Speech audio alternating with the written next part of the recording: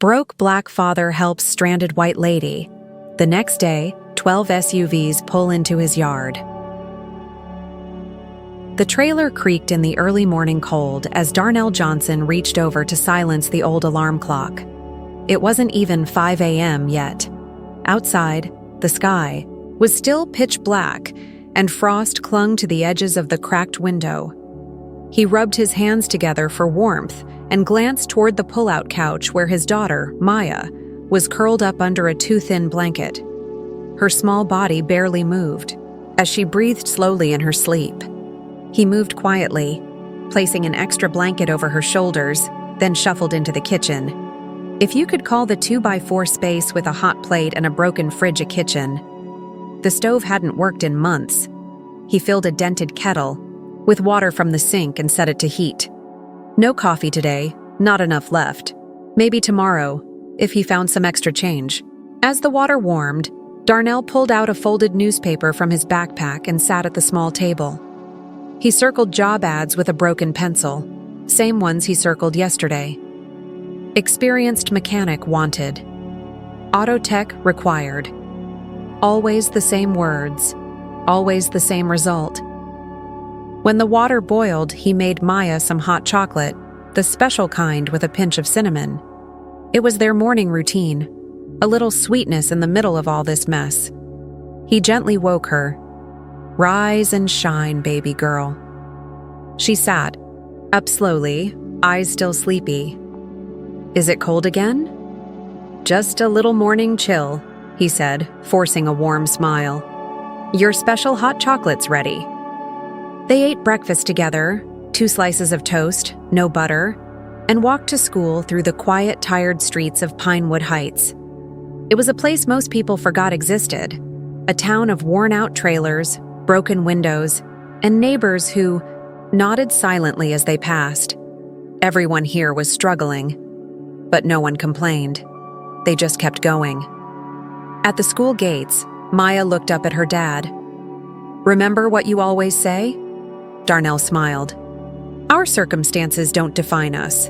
Our choices do. She nodded and walked inside. Back home, Darnell grabbed his only decent shirt and headed out again, resume folded in his back pocket. The first garage didn't even glance at it. Insurance won't let me hire without certification, the guy mumbled. Never mind the 3 teens in the back working without a clue. At the second shop, the manager raised an eyebrow. You worked for Wexler Auto? He paused. Wait, you're the whistleblower? Darnell nodded slowly. The manager handed the resume back. Sorry, man, can't risk the drama. By the time he reached the third shop, it was raining, and his hope was thin. The manager laughed out loud. A resume? For an oil change gig? Buddy, this ain't corporate America. He bought a can of beans and cornbread mix with what little he had left, then headed home, shoes soaked through. As he stirred the beans, on the hot plate, Maya did her homework beside him. He smiled, remembering how her mom once tried to make cornbread from scratch, but forgot the baking powder. Even the dog wouldn't eat it, he chuckled. Maya laughed too. Then she asked, something that quieted the room. Dad, will we always live here? Darnell stirred the beans in silence. Later, as he fixed a leak in the roof with duct tape and a garbage bag, the storm rolled in hard and fast. Wind howled through the trees behind their trailer park. Rain slammed the metal roof like a warning. That's when he heard it, a car horn distant but desperate coming from the woods. He almost ignored it, but it kept going. Slipping on his jacket, he grabbed a flashlight and headed out. Through the trees, along a narrow dirt path few used anymore, he found her. A white SUV, shiny and expensive, was stuck deep in a ditch. Inside, a woman sat behind the wheel, eyes wide with fear. She locked her doors when she saw him. Darnell raised one hand slowly. Ma'am, you need help? After a pause, she cracked her window. I got stuck. I tried to call for help, but there's no signal. I can take a look, he offered gently. I live just over there." She hesitated, then popped the hood.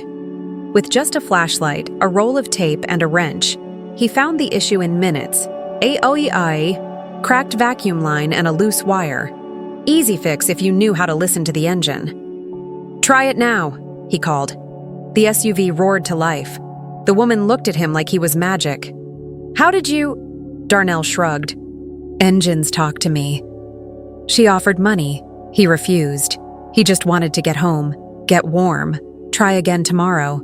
What he didn't know, what he couldn't have imagined, was that tonight had changed everything. Because by morning, 12 black SUVs would be pulling into his trailer park, and they'd all be there for him. The next morning started like every other. Darnell woke before the sun, slipped out of bed without waking Maya, and stood for a long moment by the window. Outside, the rain had stopped, but the ground was still soaked, puddles shining in the early light. He didn't expect anything different. Just another day of chasing jobs that wouldn't call him back. As he rubbed the sleep from his eyes, he noticed something strange. A shimmer of movement just past the edge of the trailer park's gravel road. He leaned closer. 12 identical black SUVs were pulling in, slow and silent, one after the other like something out of a government movie.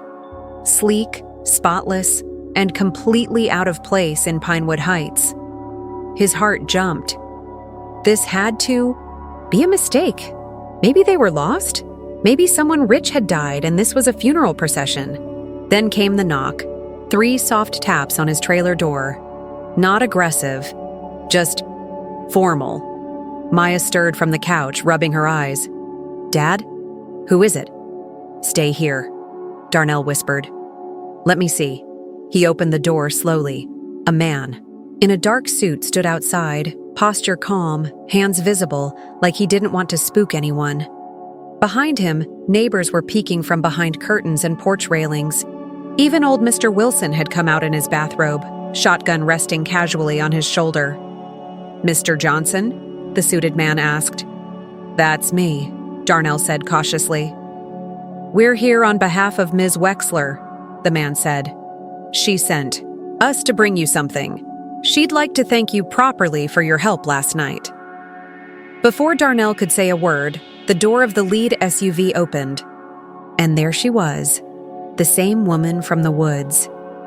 Except now, she wasn't cold, wet, or scared. She was polished, sharp, dressed in a crisp navy suit, her hair pulled back in a perfect ponytail. She walked with the kind of confidence Darnell hadn't seen in a long time. "Mr. Johnson," she said, smiling like they were old friends. "I had to come back. You left before I could even say thank you." "You didn't have to bring an army," he said, motioning to the cars. She laughed lightly. "That's just my team. This wasn't exactly planned." He looked at the cars, then at Maya, who was now standing just inside the door, watching silently. His protective instincts kicked in. "What is this really about?" he asked, lowering his voice. "I run a tech company," she said plainly. "Wexler Tech. We design engines, advanced systems. My vehicle last night? It had a proprietary system. Most certified mechanics don't even know what's under that hood. But you fixed it with tape and a wrench in 20 minutes. My engineers couldn't do it in 4 days." Darnell blinked. "It was just a vacuum line." She smiled wider. "That's the thing. You saw what nobody else could. You felt it." Behind her, one of the SUVs opened. A young man stepped out with a briefcase and handed Darnell a sealed envelope. "We'd like to offer you a consulting opportunity," she continued. 3 months. Great pay. Housing included for you and your daughter." Darnell opened the envelope and nearly dropped it. He'd never seen that many zeros in one place. Not in real life. "What's the catch?" he asked quietly. "No catch," she said, almost too smoothly. "Just a meeting. 1 day in Atlanta. Meet the team, see the lab. You decide if it's a good fit." Darnell stood still. On one hand, it was everything he'd ever wanted. A way out. A future for Maya. a life with choices again. But on the other hand, he knew the name Wexler, and it wasn't just from the logo on the SUV. That name used to be on his own paychecks before it all went wrong, before he got blacklisted, before the company buried him. "I'll think about it," he said finally. Catherine nodded. "Take your time, but not too long. Opportunities don't wait forever." The convoy rolled away just as quietly as it had come, leaving behind a trailer park full of stunned silence. Later that night, Darnell sat alone on the small steps of the trailer, the offer letter clutched in one hand. He didn't know yet what choice he would make. But something deep inside told him this wasn't just about engines, and it definitely wasn't just about a job. Whatever was waiting in Atlanta, it wasn't going to be simple, and it wasn't going to be safe, because the past had a way of circling back, and sometimes it didn't knock softly. Darnell didn't sleep much that night. He kept the envelope on the kitchen table, unopened now, even though he already knew the numbers inside by heart. The offer kept circling through his head. 3 months, paid relocation, a future. But what kept him up wasn't the money. It was the name Wexler. He hadn't heard it spoken out loud in years. Not since they made sure his name disappeared from every hiring list, every tech bulletin board, every shop in the 3-county area. He used to work for them, back when life was full of promise and Maya's mother still laughed in the kitchen. He wasn't always this broke guy fixing things with duct tape and borrowed tools. Once, he was a rising name in engine diagnostics, until he noticed something they didn't want noticed. He exposed a brake defect in a Wexler prototype. Said it could kill people, and he was right. They issued a quiet recall, said it was a minor calibration. But behind closed doors, they turned him into a problem. Then, a ghost. The day after the offer came, Darnell walked Maya to school like always. She skipped along beside him, humming something under her breath. She didn't ask about the SUVs. She didn't need to. She trusted him to figure it out. At the school gates, she paused. "If we moved to Atlanta," she asked carefully, "would it be warm all the time?" He smiled. "Mostly." "Would we have our own house? With heat?" "Probably." She nodded slowly. "And a backyard?" Darnell felt a lump rise in his throat. "I don't know yet, baby girl." She gave a small nod and walked inside. That afternoon, he called the number Catherine had left. Her assistant picked up and arranged everything like it was normal. Flights, hotel, childcare during the visit. Like this wasn't a man who'd been living one step away from losing his trailer. 2 days later, Darnell and Maya boarded a private jet bound for Atlanta. Maya's eyes were wide with wonder as she looked around the cabin. "Dad, they have snacks and glass bowls." He chuckled. "Don't get used to it." The Wexler Tech campus was like another world. Glass walls, motion sensing, doors, labs that looked like something out of a sci-fi movie. It felt too clean, too perfect. Catherine met them at the front with her usual polished smile. "We're glad you came," she said warmly. "Maya, you're going to love our learning center." Darnell hesitated. He didn't like the idea of being separated, but Maya looked eager. "It's okay, Dad," she whispered. "I'll be fine." While Maya was led away, Darnell followed Catherine through a maze of hallways to a secured conference room. Inside were engineers in lab coats and suits, all waiting like they already knew who he was. "Let's show you what we're working on," one of them said, sliding a blueprint toward him. It was an engine, sleek, high output, precise. But something didn't sit right. The specs weren't for a car. They were built for endurance, for heat tolerance, for high-stress performance, not daily commutes. "This isn't for a road vehicle," Darnell said out loud, looking up. "What's it for?" There was a pause. "Research purposes," one of them said quickly. "Prototypes," added another. Darnell raised an eyebrow. Prototypes don't usually have encrypted labels. Catherine stepped in smoothly. This is just early development. We want to see how far your instincts can take you. They gave him a schematic with intentional flaws. He saw them right away. Incorrect cooling paths, energy inefficiencies, dangerous wiring layouts. He circled them without hesitation. When he looked up, they were all staring at him. No one said anything, but he knew. This wasn't a job interview. It was a test he had passed too well. That night, back in the company-arranged hotel room, Darnell sat on the bed while Maya watched cartoons on low volume. He stared at the ceiling, thinking. Something was wrong. Wexler didn't just want a mechanic. They wanted him. They knew who he was, what he had done, what he had cost them. And now, after years of burying him, they were suddenly ready to roll out a red carpet? "Dad?" Maya asked, climbing into bed beside him. "Yeah, baby? Do you trust them?" He looked at her, small, brave, and wise beyond her years. "No," he said finally, "but I trust what I saw." And what he saw scared him, because those blueprints, they weren't about fixing engines. They were about building something dangerous, and Darnell had just unknowingly helped them move a step closer. Darnell didn't sleep that night. Even with Maya safe and snuggled beside him in the hotel bed, his mind raced. Those blueprints, they kept replaying in his head. The torque values, the heat thresholds, the overbuilt power curve. It wasn't just a high-performance engine. It was built for long hours under extreme stress, not stop-and-go traffic. He stared at the ceiling in the dark, barely blinking. This wasn't a car engine. It was something else. By morning, his decision was made. He needed answers, real ones. He asked Catherine for a private meeting. No suits, no tech talk. Just truth, she agreed. They met in a quiet cafe on the edge of the campus, where the servers knew to give space and the walls didn't listen. "You're not being straight with me," Darnell said, sitting down. Catherine stirred her tea slowly. "You're right." That surprised him.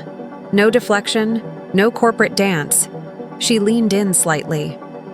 "We're working on something big. Something not public yet. It's a transportation system. Autonomous, smart, designed for tough environments." He narrowed his eyes. "Like what? War zones?" She didn't answer.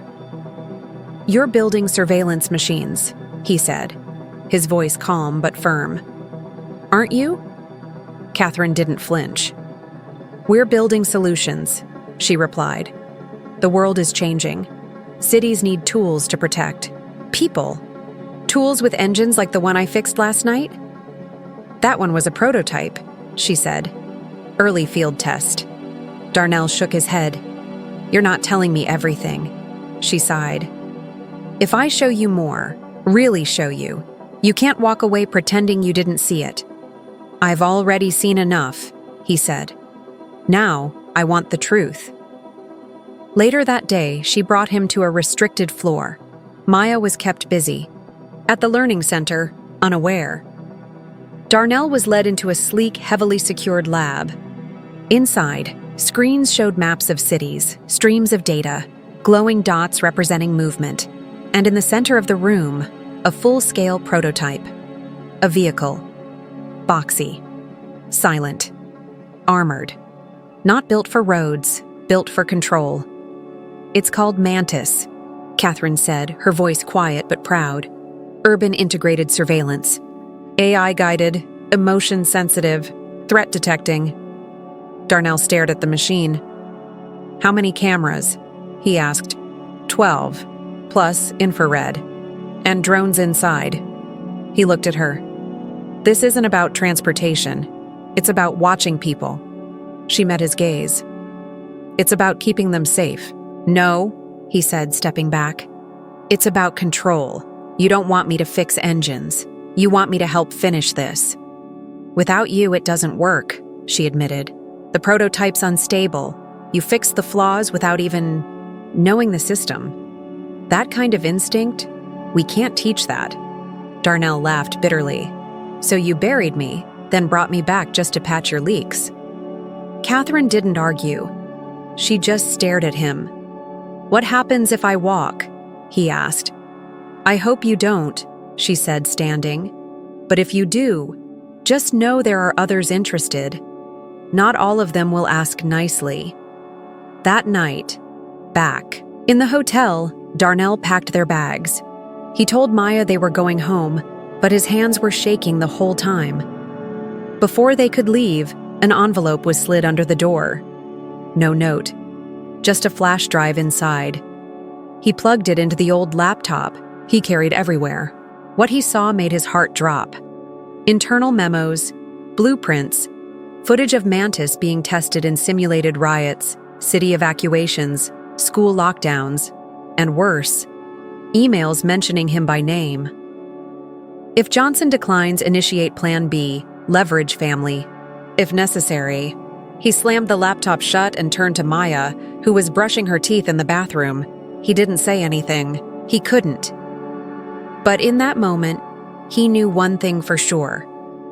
They weren't offering him a job. They were using him. And now they were watching his daughter, too. The next morning, he didn't show up for the scheduled meeting. By noon, they were back in Pinewood Heights. Maya ran to their trailer like it was a safe haven, but Darnell saw it differently now. Not as home, but as a target. He pulled the old shoebox from under the bed, the one with newspaper clippings, photos of Angela, and the last tool his wife had ever used. He stared at the engine diagram Maya had drawn weeks ago. Sleek, future forward. She'd even written a company name on it, Johnson Motors. He smiled sadly. She believed in him before anyone else did. He had to protect her now, even if it meant taking on something bigger than he ever imagined. That night, he knocked on Mr. Earl's trailer. The old veteran answered with the same weathered shotgun and sharp eyes. You were right, Darnell said. They don't want a mechanic. They want a machine builder, for the wrong kind of machines. Mr. Earl led him inside. Then it's time you remembered who you really are, the old man said, pouring coffee into chipped mugs. What do I do? Darnell asked. You dig, you fight, and you don't do it alone. And for the first time in a long time, Darnell didn't feel like just a broke dad in a rusted trailer. He felt like a man with something worth protecting, and something worth exposing. Because they tried to erase him once, but they forgot one thing. Darnell Johnson knows how to fix broken systems. And this time, he wasn't just fixing cars, he was going to fix the truth. Darnell didn't wait for morning. He knew how these things worked. If they wanted him, they'd come quietly. No warning, no second knock. And if Catherine's company was serious enough to mention Plan B and leverage, then Maya wasn't just his daughter anymore. She was a pressure point. By 3 a.m., he was packing a small duffel bag, some clothes, emergency cash from the coffee tin, 2 flash drives with the evidence he downloaded, and Maya's favorite sketchbook. Dad? Maya's sleepy voice floated from the couch. He crouched next to her. Wake up, baby girl. We're going for a little trip. Her eyes widened. Now? Why? Because sometimes the safest way to stay still is to keep moving. 10 minutes. Later, they slipped out of the trailer quietly. The gravel crunched under their feet like it was trying to scream. Darnell didn't take the car. Too easy to trace. Instead, they walked to the edge of the park, where Mr. Earl's old truck was parked in the shadows like it was waiting. The door creaked as Darnell opened it. Mr. Earl was in the driver's seat, wide awake, shotgun resting between his knees, like a loyal pet. Didn't think you'd wait, he said without turning. I need to get Maya somewhere safe. I know a place. They drove for hours without speaking much. Maya slept across the bench seat, her head in Darnell's lap, clutching her sketchbook like it was a shield. The old truck rumbled through back roads, past empty fields and shuttered gas stations. As the sun rose behind them, the world grew quieter, less digital, less connected, less watched. By noon, they reached a forgotten patch of land nestled in the hills, a cabin covered in ivy and age set far from the road. No cell towers, no neighbors, no cameras. "Belonged to my brother," Mr. Earl said, unlocking the door. "He passed a few years ago. No one's touched it since. Power's out, water's from a well. But it'll keep you hidden." Darnell stepped inside. The place smelled of dust and old wood. The furniture was simple: cot, wood stove, a table, a stack of faded army manuals. It wasn't much, but it felt like safety. Maya wandered to the window and looked out at the endless trees. "Are we hiding?" she asked quietly. "For now," Darnell said. "Did you do something wrong?" He kneeled beside her. "No, but I found out something someone else did wrong, and they don't want anyone knowing." She looked at him like she was trying to read his thoughts. "Like when you told that other company about the brakes?" "Exactly like that," he whispered. The next few days moved slowly, but tension sat like a weight in Darnell's chest. He spent his time organizing the files on the flash drives, checking the battery-powered radio for news, and showing Maya how to boil water on the wood stove. She kept asking if they were going back home soon, and each time, he had no answer. Aunt. The fourth day, a knock came at the door. Darnell froze. He reached for the small wrench he kept in his pocket. Instinct more than anything. But it was a woman's voice that called through the wood. "Darnell? It's Elena Morales. I used to work at Wexler. I brought you something." He opened the door cautiously. Elena looked nothing like the polished engineers from the lab. Her coat was wrinkled, her eyes tired. She carried a backpack, slung over one shoulder, and wore old sneakers. "I had to use back channels to find you," she said. "They're watching everything, but I used to build the systems. I know the blind spots." "Why are you here?" Darnell asked. "I saw what they're planning. What Mantis really is." She pulled a tablet from her pack and turned it on. Maps lit up, files, testing videos. It's not just surveillance, it's predictive control, facial profiles, behavior, tracking, automated enforcement recommendations. They're not just watching people, they're planning to control what they do before they do it. Maya stepped closer, her eyes wide. "Like thought reading?" "More like behavior prediction," Elena said gently. "Like a robot guessing what you'll do and punishing you before you do it." Darnell's jaw tightened. "How far along is it?" 6 months from rollout. Pilot cities first, then national. And you're just telling me this now? "I've been trying to tell someone," she said. "They shut me out, deleted my access. But I made copies before they locked me out. You're the only person. Whoever made them nervous, they thought they ruined you. But now they're scared of you again." That night, after Maya was asleep, Darnell and Elena sat by the stove, the tablet glowing between them. They went through everything, technical, files, board meeting notes, emails with government liaisons. "They buried you," Elena said quietly, "but they never stopped watching you." Darnell stared at the fire for a long time. Then he said, "We need to get this out." "To who?" Elena asked. "To someone who can't be bought." She raised an eyebrow. "That's a short list." Then, "We keep looking," he said, "until we find them." And with that, a broke mechanic and a discarded engineer, armed with nothing but stolen files, a child's drawing, and the truth, began planning something bigger than they'd ever imagined, because sometimes the people no one notices are the ones with the most to say. And now, Darnell was ready to speak, loud and for everyone to hear. Darnell had never been on the run before. Not like this. not with his daughter's safety depending on every mile, every turn, every half glance. In the rearview mirror, it had been 2 weeks since Elena showed up at the cabin with the truth in her backpack and shadows behind her eyes. 2 weeks since the three of them, Darnell, Maya, and Elena, became a team.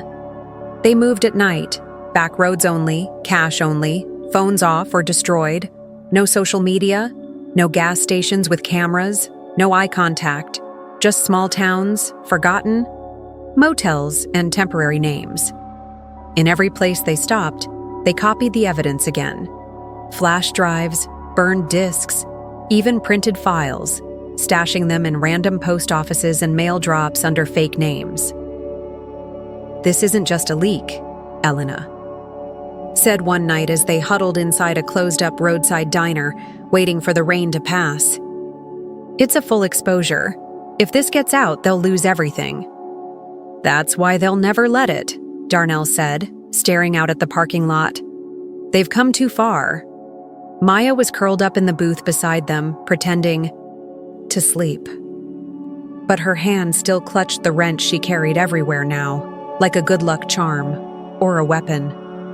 Darnell saw it and felt a pain he didn't know how to name. No child should sleep with a tool in her hand, like it's armor. They weren't running from just a company anymore. They were running from an idea, one that said machines could be trusted more than people, that control was safer than freedom, and that truth was dangerous if the wrong person said it out loud. They needed a plan. Elena reached out to one of her old contacts, a journalist known only by her encrypted username, Winters82.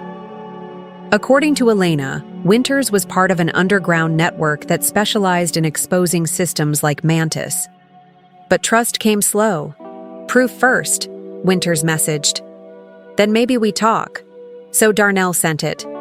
A sliver of the truth. One test video. One memo with his name on it and internal threat stamped in red. It was enough. A meeting was arranged. Discreet. One person only. A bookstore in a quiet part of Washington, D.C. Darnell would go. Elena and Maya would stay behind. "I don't like it," Maya whispered as he packed. "What if they're tricking you?" "They might be," he said. "But we don't have another door to knock on right now." The bookstore was quiet, all the shelves dusty but orderly. A bell rang when Darnell stepped inside. The woman sitting in the back didn't stand, didn't wave, just nodded once. She was younger than he expected, maybe mid-30s, sharp eyes. Calm voice. "You, Darnell?" "Yeah." "You've caused a lot of noise," she said, flipping open a laptop. "I've got confirmation. The files are legit, the tech is real, and the intent? That's the worst part." "Then help me tell it." "I want to," she said.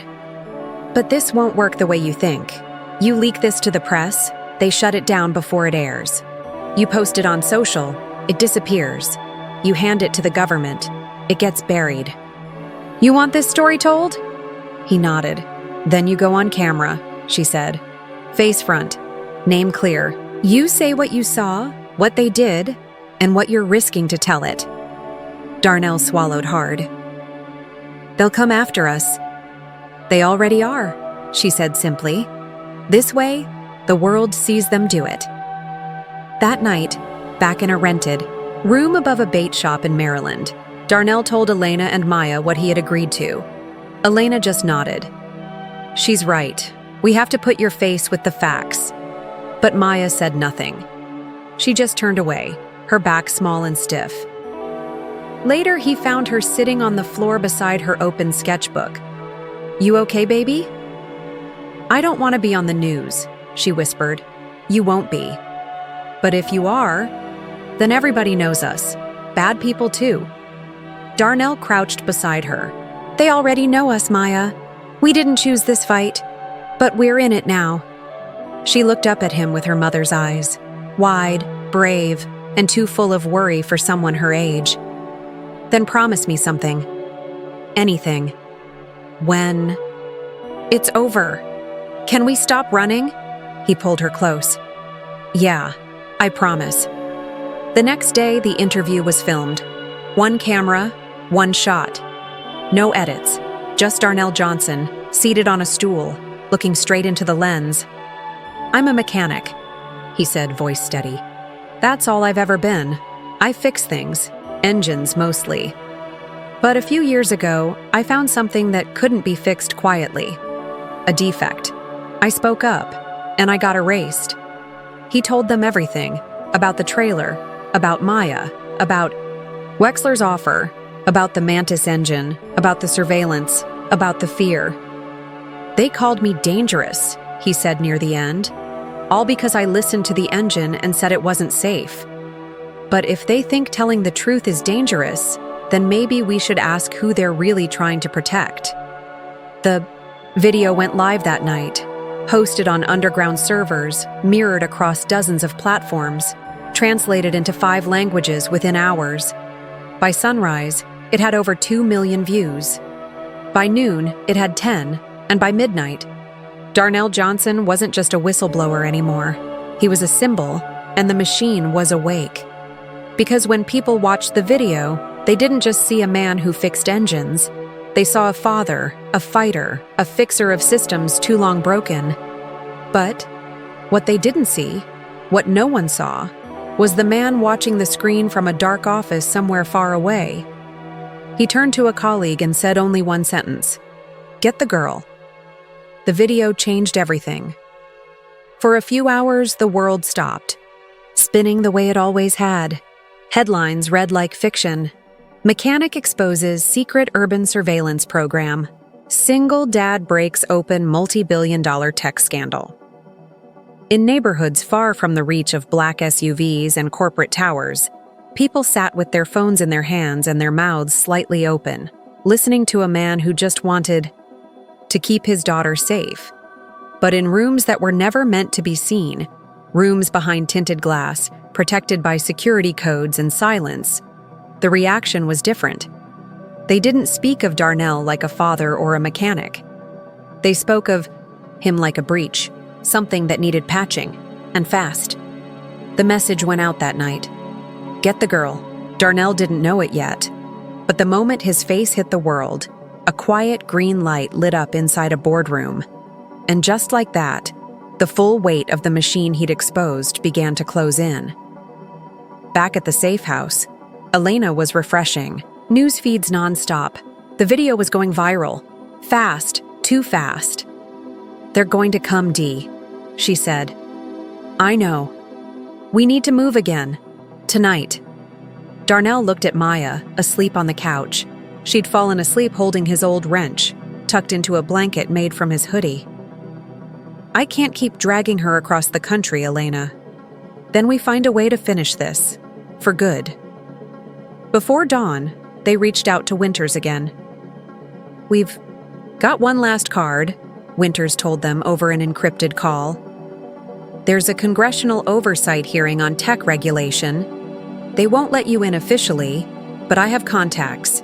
If you show up, if the world sees you speak live, they can't unhear you. They can't erase it." Darnell hesitated. "They'll come for us." "They already are," Winters said. "So make it count." They left before first light. This time, Mr. Earl drove. He'd been laying low, tracking communications through old defense contacts, staying 2 steps ahead of the hunters. "They want Maya?" he growled. "They gotta go through me." Halfway to DC, a black SUV appeared behind them. No sirens, no flashing lights, just silent pressure. Darnell looked back and locked eyes with Maya. She didn't cry. She didn't panic. She just nodded. Time to be brave. At the next rest stop, they split up. Maya and Mr. Earl took the truck through the woods. Elena and Darnell took the files and kept driving straight. The SUV followed them.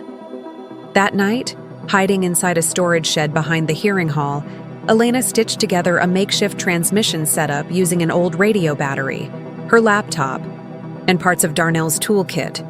"We go live," she said, "no matter what." When the hearing started, they slipped in through a service hallway. It was packed. Senators, reporters, cameras. tight suits and tighter time schedules. And then Winters gave a signal from the back row. Now. Darnell stepped up. No introduction. No microphone. Just a mechanic in a second-hand jacket, walking down the aisle with fire in his chest. "I don't have a title," he said loudly, cutting through the room's noise. "But I do have something to say." Eyes turned, cameras swung, security hesitated, but no one stopped him. "Most of y'all don't know me. I'm not a politician. I'm not rich. I'm just a dad. I fix things for a living. Until the day I found out the thing I was fixing wasn't broken. It was built wrong on purpose." He told them about the engine, the one built not for cars, but for quiet control. He told them about Maya, about the night he helped a stranger, about the 12 SUVs, about Mantis. He held up a file. "This isn't a conspiracy theory. This is engineering. This is data. This is real." Elena uploaded the rest live from her laptop. Thousands of pages, documents, blueprints, emails. All visible. All free. When the security guards finally reached him, he didn't fight. He'd already done what he came to do. They held Darnell overnight, no charges, no explanations, just waiting. Then the headlines started rolling in. Congress demands investigation into Wexler Tech. Civil liberties groups launch class action lawsuit. Whistleblower's daughter at center of surveillance scandal. And then the most unexpected one, CEO Catherine Wexler resigns, turns over internal evidence to federal authorities. Apparently, she'd been watching too. Her final act was a sealed testimony, a file of hidden recordings, and a handwritten letter delivered to Maya. "They tried to use you just like they used me once. But you're stronger than all of us. I hope you build a better engine, one they can't control." CW. 6 months later, Darnell and Maya finally stopped running. They didn't move back to Pinewood Heights. Instead, they found a small place in Detroit, an old garage Darnell refurbished by hand, with Maya helping every step of the way. They called it Johnson Motors. No ads. No grand opening. But word got around. People came. Not just for engine repairs, but for something else. They came for a man who listened, who told the truth, who taught kids how to fix things with their own hands. And they came for the girl who once stood up to a billion-dollar company with nothing but a drawing, a wrench, and the words, "We don't run anymore."